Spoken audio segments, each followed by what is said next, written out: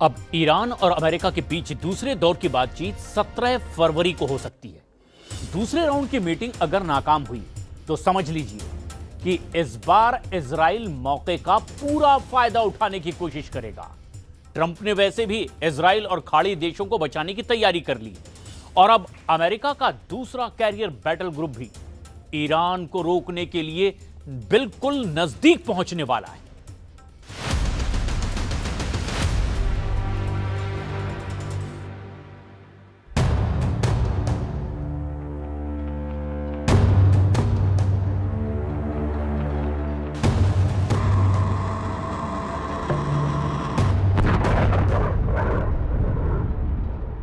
क्या 17 फरवरी को अमेरिका और ईरान की मीटिंग फेल होगी? क्या 18 फरवरी को शुरू होगा ईरान और अमेरिका का युद्ध?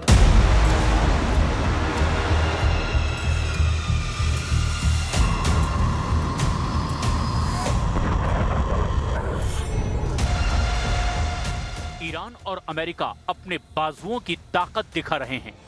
एक तरफ अमेरिका ने समंदर में दो बैटल ग्रुप उतार दिए हैं, दोनों के टारगेट पर ईरान है, तो दूसरी तरफ ईरान में सर्वोच्च नेता अली खामनेई के इशारे पर लाखों करोड़ों लोग अमेरिका को टक्कर देने के लिए तैयार हैं। तेहरान, मशहद, शिराज, इस्फहान, क़ूम और ऐसे ही छोटे बड़े 1000 से ज्यादा शहरों की सड़कों पर उतारकर ईरान ने इरादे साफ कर दिए हैं। इस बार ईरान इजराइल को नहीं बख्शेगा, साथ ही अमेरिका के अड्डों को भी जर्रा कर दिया जाएगा। ट्रंप अगर गुस्से में हैं, तो ईरान ने भी बता दिया है कि ईंट का जवाब चट्टान से दिया जाएगा। 17 फरवरी को अमेरिका और ईरान के बीच मीटिंग हुई और उसमें बात नहीं बनी तो 18 फरवरी को युद्ध शुरू हो जाएगा। इसका खतरा मंडराने लगा है। 18 फरवरी को जंग शुरू हुई तो समझ लीजिए रमजान के महीने में ईरान के खिलाफ अमेरिका और इजराइल का सबसे बड़ा युद्ध देखेगी दुनिया। क्या रमजान के महीने में युद्ध होगा? और क्या इस बार जंग 12 दिन नहीं बल्कि ईद के त्योहार तक लड़ेंगे अमेरिका और ईरान? डोनाल्ड ट्रंप और बेंयामिन नेतन्याहू का इरादा बता रहा है कि ईरान को अब मौका नहीं दिया जाएगा और ईरान ने साफ कर दिया है कि वो मिसाइलों को लेकर कोई समझौता नहीं करेगा। ऐसे में अब कोई भी मीटिंग सिर्फ वक्त बिताने या फिर वक्त के हिसाब से तैयारी करने का तरीका बन चुका है। अमेरिका का फोर्ड कैरियर कैरेबियन सागर से ईरान की तरफ बढ़ता जा रहा है।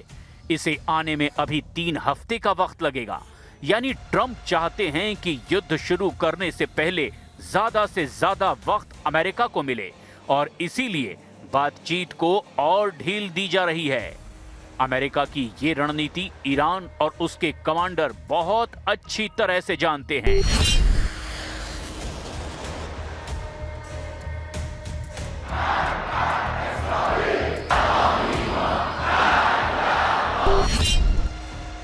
इसीलिए ईरान के सर्वोच्च नेता अली खामनेई कह चुके हैं कि इस बार जंग हुई तो क्षेत्रीय युद्ध होगा। खामनेई का ऐलान और पूरे पश्चिम एशिया में बजने लगा सायरन।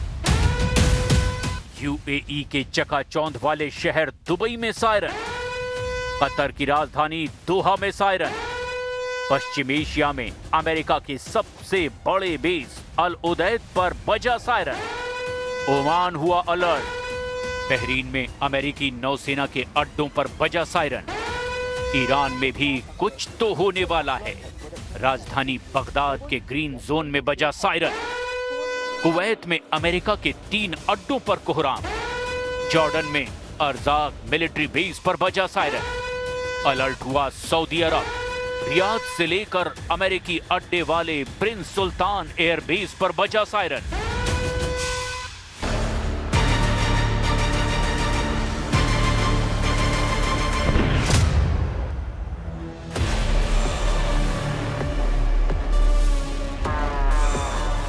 ईरान पर हमले की तैयारी कर रहे अमेरिकी बेड़े के लिए यही बुरी खबर है, क्योंकि ट्रंप जिस युद्ध को 2 मोर्चों की लड़ाई बनाना चाहते हैं, ईरान ने एक झटके में उसे मल्टी फ्रंट वॉर बना दिया है।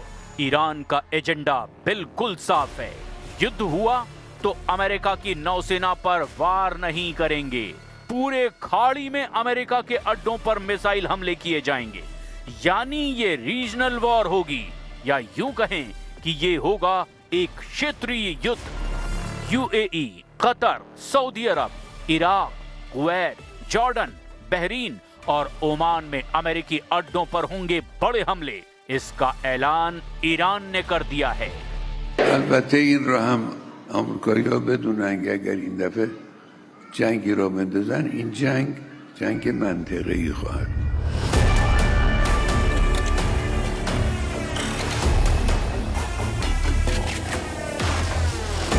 वार्निंग सीधे ईरान के सर्वोच्च नेता अली खामनेई की तरफ से आई है। ईरान के मिसाइल पावर से पूरी दुनिया वाकिफ है और यही वजह है कि खामनेई के शब्द दुनिया भर में हेडलाइन बन चुके हैं। अमेरिका से लेकर अरब देशों तक यही खबर हेडलाइन है। रीजनल वॉर का खतरा बताया जा रहा है। यूरोप में फ्रांस से लेकर तुर्की का मीडिया बता रहा है कि खामनेई रीजनल वॉर करना चाहते हैं। इजराइल की मीडिया भी बता रही है कि अब खतरा सिर्फ ईरान पर नहीं, युद्ध हुआ तो खामनेई की फौज इजराइल के शहर भी जला देगी। खामनेई की वार्निंग, ईरान के करीब ट्रंप का जंगी बेड़ा, डरा हुआ पश्चिम एशिया। अब ऐसे में अमेरिका का राष्ट्रपति क्या कहना चाहेगा, ये सवाल ट्रंप से पूछा गया। ट्रंप ने क्या जवाब दिया, ये देखकर सबसे ज्यादा हैरान खाड़ी देश हैं और इजराइल भी समझने की कोशिश कर रहा है कि ट्रंप आखिर क्या बोल गए। Sir, on Iran, the Supreme Leader today said that U.S. attack could spark a regional war. Do you have any response to that, sir? Why wouldn't he say that? Of course you're going to say that, but we have the biggest, most powerful ships in the world over there, very close, a couple of days, and hopefully we'll make a deal. If we don't make a deal, then we'll find out whether or not he was right.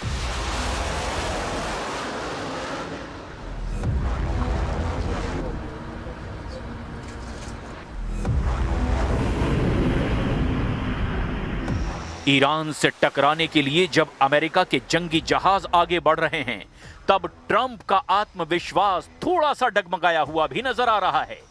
Khamenei की warning सीधे Trump को नहीं, बल्कि पश्चिम Asia में उन देशों को है जिनकी जमीन पर अमेरिकी अड्डे दशकों से मौजूद हैं। सवाल ऐसे में यह है कि क्या ट्रंप भूल गए कि पश्चिम एशिया में अमेरिका के 60 मिलिट्री अड्डे हैं। इन अड्डों पर अमेरिका के 40,000 से ज्यादा सैनिक तैनात हैं। यहां अमेरिका के विमान भी हैं, रडार और मिसाइल सिस्टम भी हैं। पश्चिम एशिया के आसपास नेवी के जहाज हैं और उनमें सवार 15,000 सैनिक भी हैं। دیدگاهی صحبت جنگ میکنن که ما نمیدونم با فلان جور هواپیما با چه میاییم چنین میکنیم، اینم جدید نیست. در گذشته هم آمریکایی‌ها بارها در حرفهای خودشون تهدید میکردن.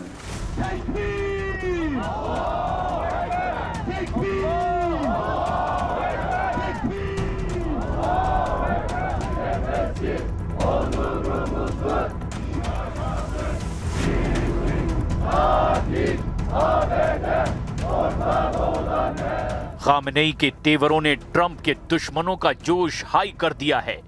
तुर्की में ट्रंप और नेतन्याहू से नफरत करने वालों का हौसला बढ़ चुका है। इस्तांबुल में अमेरिका के वाणिज्य दूतावास के बाहर ये प्रदर्शन देखिए और समझिए कि अगर ये जंग क्षेत्रीय युद्ध में तब्दील हुई तो अमेरिका और इजराइल के खिलाफ सिर्फ ईरान मोर्चा नहीं बनेगा, बल्कि तुर्की के राष्ट्रपति रेजिब तैयब एर्दोआन कह चुके हैं कि वो ईरान पर हमला बर्दाश्त नहीं करेंगे।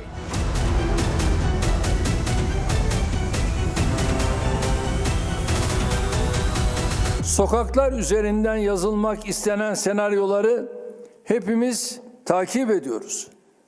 Diyaloğu ve diplomasiyi önceleyen ince bir siyasetle İranlı kardeşlerimiz tuzaklarla dolu bu dönemi inşallah geride bırakacaklarına inanıyoruz. Biz barışı ve istikrarı merkeze alan dış politikamızla bölgemizi belirsizliğe sürükleme riski olan her türlü girişimin karşısında durmayı sürdüreceğiz. इसमें कोई शक नहीं कि अगर Iran और America का युद्ध शुरू होता है तो उसमें इजराइल भी जलेगा। ये वार्निंग ईरान के कमांडर बार बार दे रहे हैं। ऐसे में आसपास लेबनान और यमन भी नए फ्रंट बन जाएंगे। तब ट्रंप क्या करेंगे? खाड़ी देशों में अपनी सेना और मिलिट्री अड्डों को बचाएंगे या फिर यमन और लेबनान के खिलाफ मोर्चा खोलकर इजराइल की हिफाजत में जुट जाएंगे?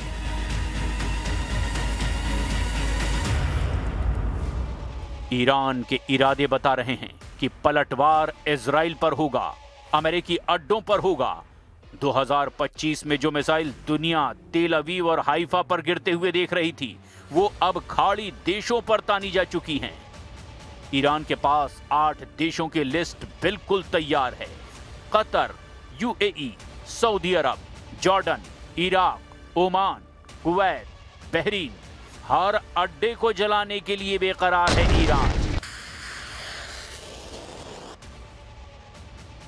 ईरान के कमांडर अब वो करने जा रहे हैं जिसके बारे में ट्रंप और नेतन्याहू ने कभी सोचा भी नहीं था। दुनिया का सबसे ताकतवर देश, जिसका जंगी बेड़ा चाहे कितना भी बड़ा क्यों ना हो, वो घुटने जरूर टेकेगा। इसका वादा खामनेई ईरान से कर चुके हैं।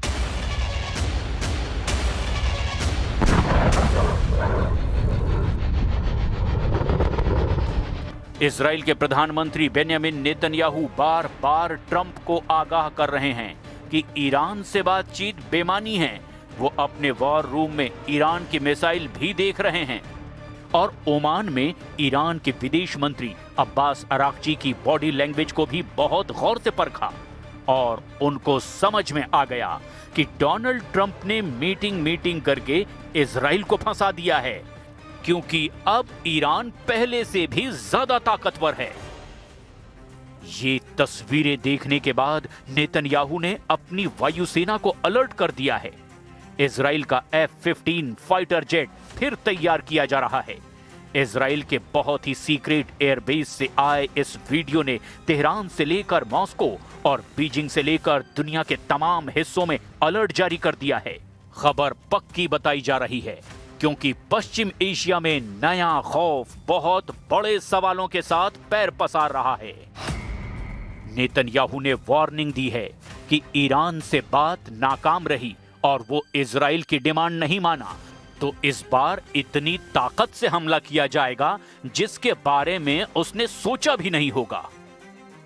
क्या इजराइल की एयरफोर्स अपनी सबसे बड़ी ताकत दिखाने जा रही है?